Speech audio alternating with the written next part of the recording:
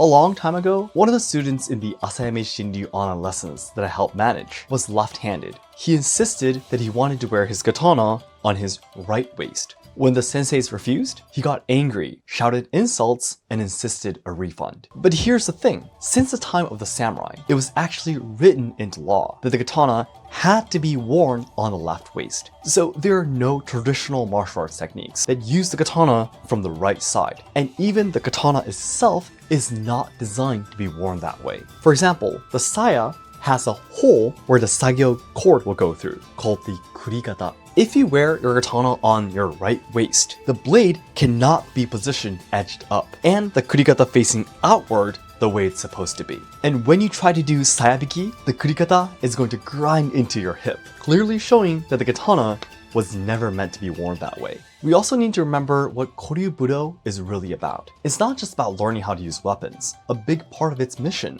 is to pass on the culture and spirit of the people from that time. There are things we can only learn by preserving those traditions as they are. That's why we can't just change things based on convenience or personal preference. And here's a key point. Thinking being left-handed is a disadvantage is actually a misunderstanding. Kurosawa sensei, who is left-handed himself and a senior instructor in Asayame Shinryu, says that being left-handed can actually be an advantage. For example, the main hand for sayabiki and for swinging the katana is the left hand. So left-handed people get to use their dominant hand for these essential movements. That's why many believe that famous samurai like Miyamoto Musashi and Saito Hajime of Shinsengumi may have been left-handed. And of course, being left or right-handed is just one factor. Height, arm length, leg length, even gender. All of these things affect Budo. So there's no point of only focusing on the disadvantages.